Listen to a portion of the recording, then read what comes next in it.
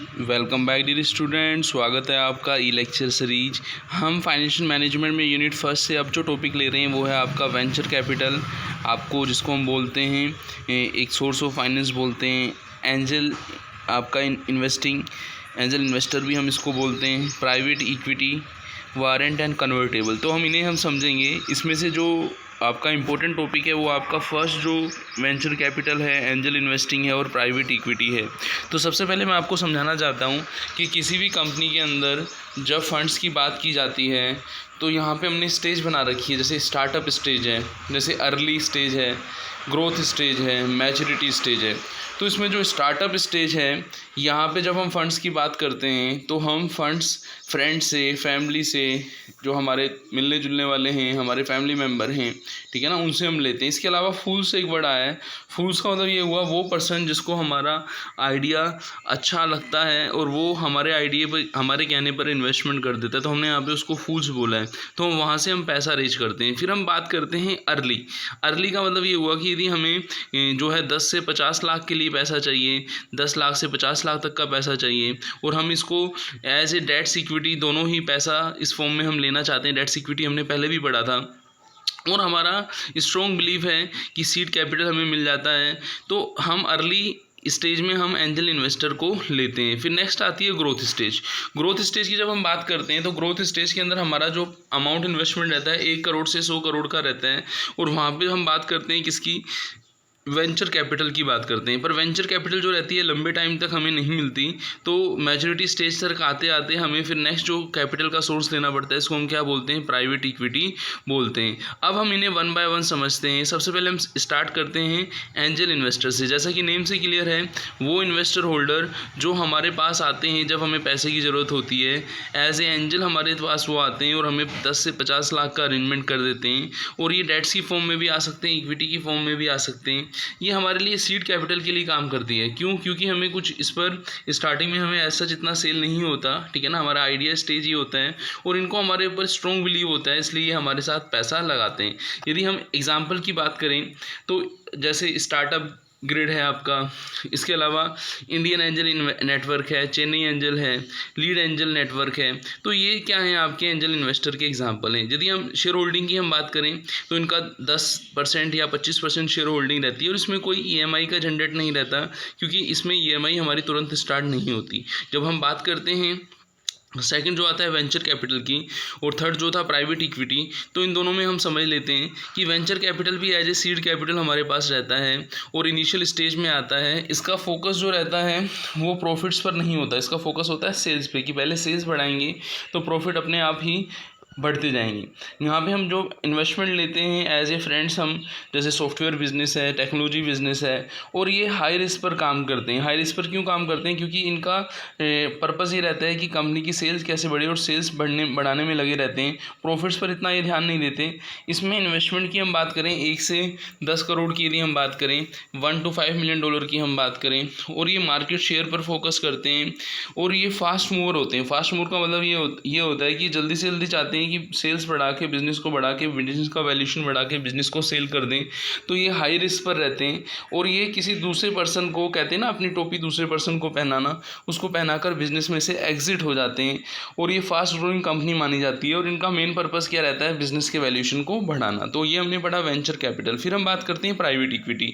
जब हम बात कर रहे थे कि एंजल इन्वेस्टर की, जब हम बात कर रहे थे वेंचर कैपिटल की, तो नेक्स्ट स्टेप जो आती है वो प्राइवेट इक्विटी की आती है। जब वेंचर कैपिटल एग्जिट करता है तब प्राइवेट इक्विटी जो है बिजनेस के अंदर एंटर करता है, और यहाँ पे जो इन्वेस्टमेंट रहता है मोर देन 100 करोड़ तक का रहता है, और ये जो कैपिटल है ग्रोथ पर ध्यान देती है, ग्रोथ कैपिटल मानी जाती है।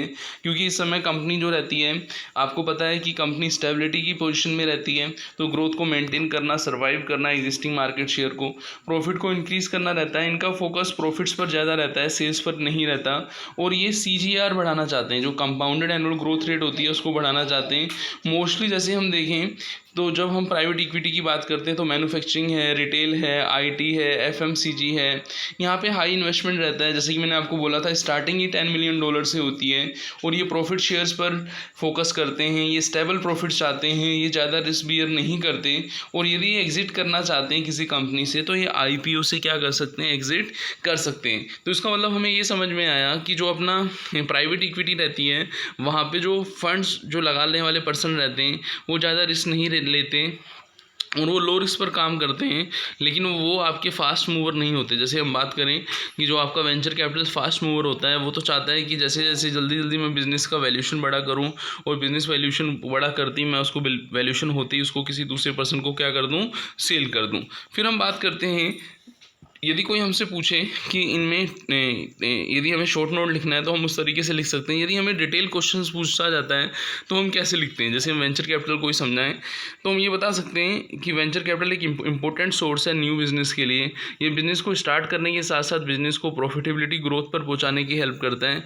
ये मैनेजर और टेक्निकल सपोर्ट दोनों करता है। और यहाँ पर जो वर्ड आ रहा है वेंचर, वो रिस्क बेयरिंग के लिए आता है और कैपिटल जो है एक तरीके से रिस्क कैपिटल की तरह काम करता है। और ये जो वेंचर कैपिटल है ये ऐसे प्रोजेक्ट में पैसा लगाता है जहाँ जो आपके इनोवेटिव प्रोजेक्ट्स होते हैं और इनमें जो इन्वेस्टमेंट रहता है वो आपका लंबे टाइम तक ही रहता है। जैसे ही आपकी ग्रोथ स्टेज ओवर होती है तो ये बिज़नेस जो है स्विच करके चले जाते हैं, वैल्यूशन को बढ़ा के चले जाते हैं। तो यहाँ पे हम बात करें वेंचर कैपिटल के जो सप्लायर रहते हैं वो इक्विटी की फॉर्म में पैसा लगाते हैं। जो एंजल इन्वेस्टर्स थे वो पैसा किस फॉर्म में लगाते हैं बोलो, वो लगाते हैं आपके डेट्स एंड इक्विटी दोनों की फॉर्म में लगाते हैं। हम यहाँ पे देखें कि जो इन्वेस्टमेंट होता है यहाँ पे इक्विटी के थ्रू होता है, सप्लाई और वेंचर कैपिटल के थ्रू होता है। तो हमने ये देखा कि जो वेंचर कैपिटल के हम एडवांटेज की बात करें कि वेंचर कैपिटल के क्या एडवांटेज हैं, तो हमें ये पता लगा कि न्यू इनोवेटिव प्रोजेक्ट्स के में हेल्प करते हैं जहाँ पे हाई प्रॉफिटेबिलिटी रहती है, लॉन्ग रन के लिए प्रोजेक्ट लगाए जाते हैं। इसके अलावा वेंचर कैपिटल जो है वो valuable information, resources, technical assistance भी प्रोवाइड करती है।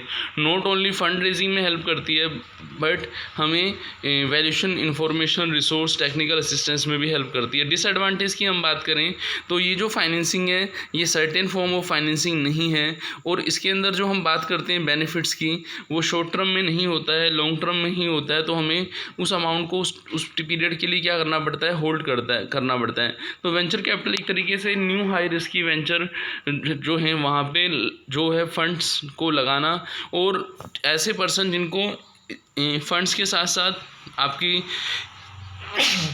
टेक्निकल नॉलेज, एक्सपीरियंस की ज़रूरत है वो भी चीज़ें उनको प्रोवाइड कराना।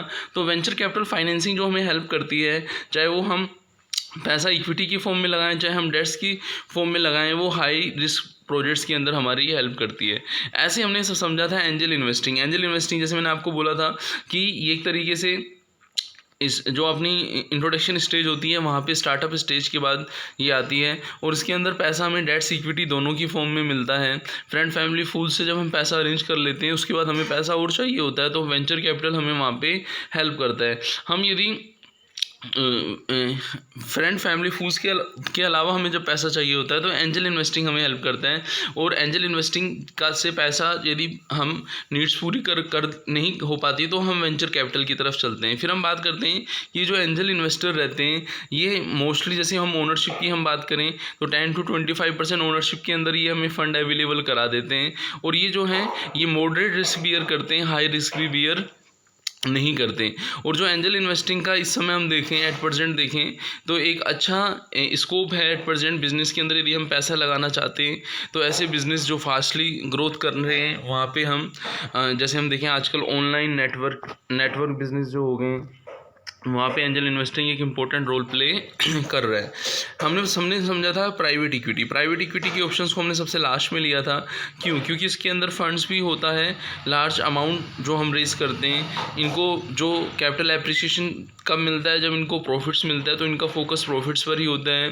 ये मार्केट शेयर के साथ साथ प्रॉफिट्स पर भी फोकस रखते हैं। और ये जो आपके प्राइवेट इक्विटी ये तब एंटर करते हैं जब वेंचर कैपिटल जो है बिज़नेस में से एग्जिस्ट करते हैं, वो बिज़नेस का वैल्यूएशन बढ़ा के किसको दे जाते हैं, प्राइवेट इक्विटी को दे जाते हैं। तो और वेंचर कैपिटल जो हैं वो लंबे टाइम तक बिज़नेस में नहीं रहते, वो अपने बिज़नेस को दूसरे पर्सन को क्या कर देते हैं, सेल कर देते हैं। तो इस लेक्चर के अंदर हमने इन जो सोर्स ऑफ फाइनेंसिंग है, प्राइवेट इक्विटी है, आपका प्राइवेट इक्विटी क्या होता है, उसके थर्ड स्टेप के अंदर यूज़ में आता है। एंजल इन्वेस्टर क्या होता है, फर्स्ट हम स्टेज इसको बोल सकते हैं।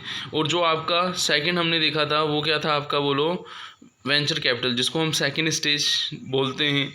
तो हमने इन सबको यहाँ पे हमने पूरा किया। तो मिलते हैं नेक्स्ट लेक्चर में, उसमें हम जो अपना सोर्स ऑफ फाइनेंसिंग चल रहा है उसके किसी नए सोर्स की बात करेंगे। थैंक्स।